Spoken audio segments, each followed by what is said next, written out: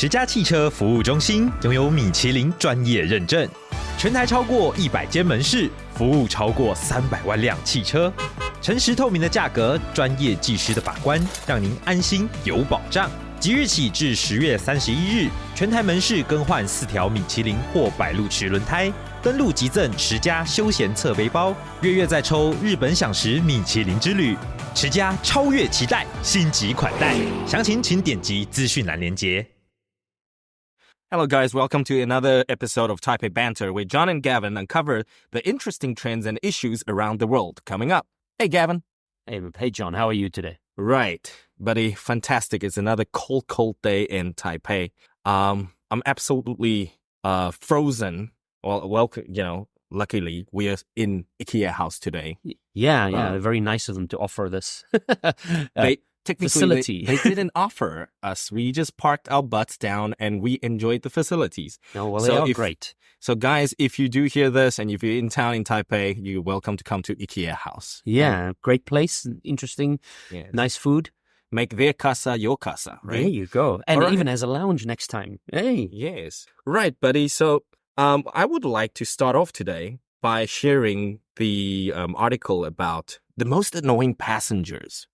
When you travel. Expedia actually made a survey, from feedback of 1,005 Americans age 18 and over. And the study showed that 64% of respondents find the rear seat kicker annoying, And they have a list of 14 most annoying passengers on flight. Oh, yeah, that's a terrible place. So, buddy, I have to fly every 4 months to Hong Kong. And I mean, you've done your fair share of traveling as well. Yeah. So I'm just quickly going to run down the 14.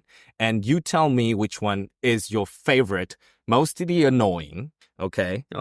Annoying passenger. Okay, number 1, the rear seat kicker. I have to say I haven't really experienced that. I've had a kid kick my seat, and I've had a word, and the parents quickly admonish the child. Okay. So I haven't really experienced that. No. Let's move on. Inattentive parents. Okay, so you had a mix of 1 and 2, the kicker and parents. Well, the parents paid attention to him, so really I think even there I'm not. I think the most annoying, well, we'll get to that, I'm sure. All right, number 3. The aromatic passenger, the stinky. Oh, yes, I've encountered that. That's pretty annoying. So aromatic is actually a very nice word for being stinky, smelly. Yeah. Okay. And in this area of the world, garlic is a very big favorite. And trust me, sometimes that garlic breath can be a bit annoying after a couple of hours. I don't mind garlic breath, buddy, but I mind BO. Oh. What do you think BO is? Body odor. Oh, yeah. I must say, it's been a while since I've encountered somebody really smelly. Okay, so that's the 3rd, aromatic passenger. Yeah. Moving on, the audio insensitive. Not really, no. Most airlines and planes I've flown in, most people are not loud. This is an American survey, so they are loud by nature. So I would assume, that's something that might be more of a problem. I think both you and I are relatively loud in the context of Taiwan. Right? Yes. But, I have to say, buddy, once you sort of cross over to Hong Kong and China, oh, man, those guys can shout. Oh, really? Yeah, they get really loud, like talking on the phone, talking to the person sitting next to them. They get really loud. Okay. Very annoying in Hong Kong airport, I have to say. Okay, moving on. We've got the boozer. Oh, them I know. Them. I was one of them once or twice, but yeah, I've experienced them. Long distance flight, you gotta be the boozer. It's 16 hours of flight going back to South Africa, and you gotta have some booze to get mellow, get into the whole airplane travel thing. Well, the problem is not the boozer. The problem is, I remember my first flight coming here. There were 2 brothers who got drunk and started fighting with each other, and they were threatened with being offloaded in Thailand. So that was mega. I think that's violent. That's like the overboard boozer. Yeah, you drink, you have like a drunken brawl, right? Almost, yeah, drunken brawl, having an argument and scaring the passengers. Yeah, so that's a bit beyond boozing. Yes. Moving on, Chatty Cathy. No, God, I hate those people. I must say, yes. I'm sure I've been Chatty Cathy myself. I like to talk, but yes. I sat next to an old lady once. I think she's from Hong Kong. And, she was just very interested in what I was reading and doing and stuff. And she's like, she literally interviewed me. and I didn't even know her last name. I didn't even know anything about her, but she literally interviewed me. Like, where you're from? What's your name? And do you have a girlfriend? And what do you do? And isn't it interesting? Blah, blah, blah, this and that. So yeah, Chatty Cathy. Yeah, I get that from old ladies. Isn't that a bit sexist, though? I mean, it could be, what would be a Cathy? So it would be a Chatty Jake for a boy if we have Cathy? I don't mind if you call me Chatty John. That's okay. Oh, but it would have to be something with the Chatty Charles. Oh, there we go. Chatty Charles and Chatty Cathy. Okay. All right. So moving on, the queue jumper. Oh, God, yeah. Been there, done it. I remember in Xi'an one time, and yeah, I saw that. Where were you? Xi'an in China. Xi'an in China. Yes, and it was my first real experience of boarding a plane in China. And it was very interesting because, everybody just stormed in ahead. I saw two English people, and they thought it was very funny. But it was fine, on an airplane, everybody is allotted a seat. So I'm okay with that. Oh, yeah, if you have your seats reserved. Yeah, it's an airplane. It's not like you could... But it's like... On a train, it's a different story. Yeah. Like in Taiwan, if you go on the high-speed rail, you have these couple of carriages without, reserved seats. Mm-hmm. And then, queue jumping or cutting in line is actually quite often. People literally, they crawling and grabbing and, trying to get in front of you to make sure that they actually get a seat. Yeah, so, I didn't think it would be such a big problem here. Yeah, well, I mean... I think it's everywhere in the world there are people who do this. So, yes. So now we know the queue jumpers. Yeah. Moving on, seat back guy. Oh, what's that? The guy who reclines his seat so much during the taxiing, the takeoff.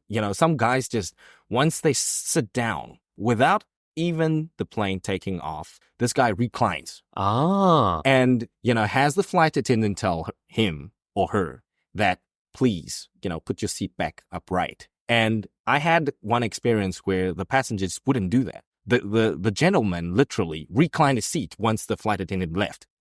So the flight attendant had to remind this guy 2 to 3 times during the flight to put his seat right up.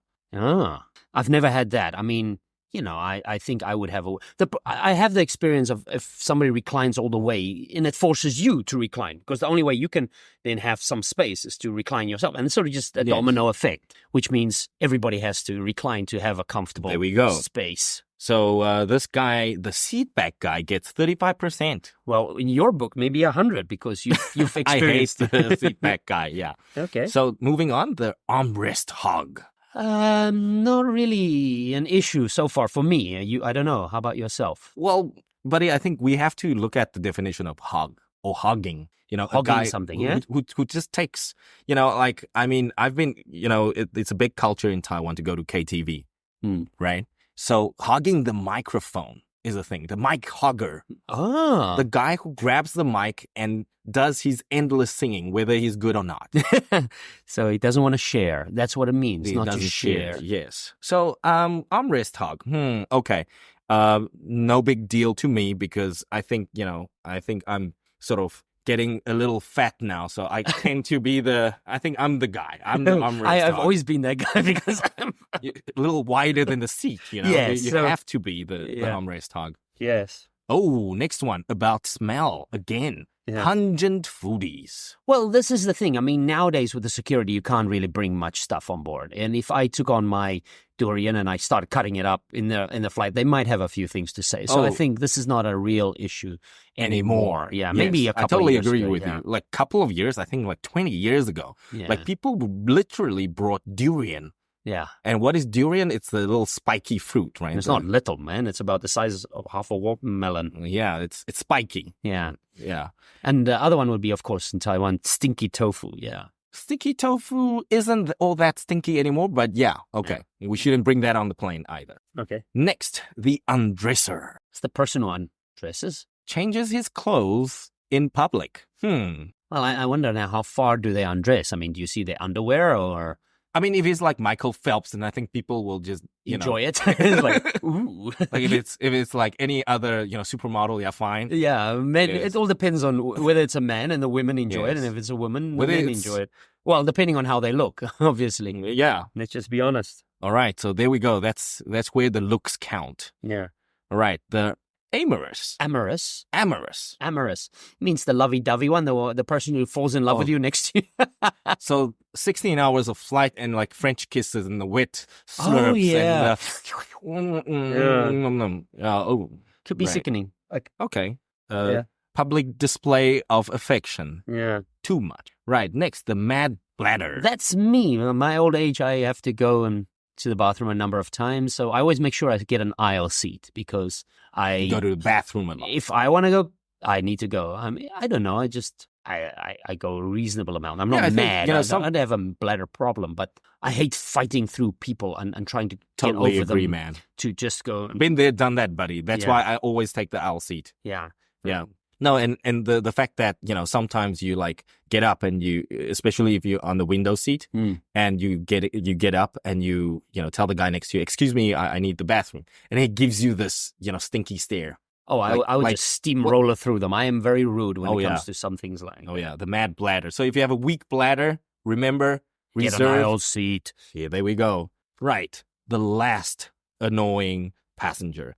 The single and ready to mingle. What does that mean, John? I think people who look, it's like Chatty Cathy, except people are trying to mingle, trying to make friends. Not just trying to kill time with. Okay, being that's chatty. what I misconstrued the amorous one for that. That's the person who's trying to chat you up, and you are not interested, so you have to endure that. I think women would have a bigger problem with that because if you have some ugly old guy next to you trying to chat you up for 16 hours, oh my! Again, that's where the looks count. Yeah.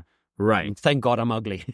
So, 14 is a little unfathomable for me because we are ugly people. We've never been endured that. Like, I don't actually see myself speed dating on the plane. Hey, stranger things have happened. The world is strange. I'm sure if we did a trolling, we checked some data, we could find people who met on an airplane, got married, and they had kids and everything. They probably do. People get married on League of Legends and Warcraft. Yeah, World of Warcraft. We meet people everywhere. All right. So, Gav, let's end this quickly. Okay. What is your favorite and most annoying passenger? What is your favorite? Chatty Charles. Chatty Charles. I don't want to be sexist. I don't want to be sexist. We say Chatty Charles. Chatty John and Chatty Gav. If you do meet us on the plane, we'll chat you up. Yeah, okay. We're chatty. So for me, I would have to go with the BO dude. Okay. The aromatic passenger. Actually, yeah, because there's nothing you could do about it. You gotta suffer the 12 hours. Yeah, you could just you could ask the attendant to move you. If the flight's not full, you could have a little private conversation with them and just say, please, I need to relocate. But buddy, you got to think about it this way. We're not particularly, strong-odored in that department, right? The BO. But for that gentleman, maybe he's got some bodily conditions or some, whatever the case may be. I don't care. And he sees me move, it's sort of... I don't want to care. Indirectly humiliate him. I don't care. I don't. Oh, well. I don't. Yes. No. It's just... I do. I just feel for the guy. Have you ever smelled somebody who really, really stank? Yes. I've been... No, 16 hours of that? Forget about it. Yeah, that's when you really need to decide to be selfish. No, I would definitely be selfish and just say, no, thank you. Good. All right, buddy. So that's it for today. So, John, what words did you like out of this? I personally, I like the aromatic passenger, which is a very polite way of saying aroma. Having aroma. An aroma. Yeah, right. Aroma smell. I would say the rear seat kicker, the kid, the adult, whatever, the rear seat kicker. Yeah, that's a kicker. That's a real kicker. That really defeats the purpose of, a stable flight. Yeah. Right, buddy. So rear seat from the back, aroma, smell. Okay, in the air. So, guys, do you have your favorite? Who's the most annoying passenger in your view? Please write to us a comment in our blog at www.15minutes.today. See ya. See ya.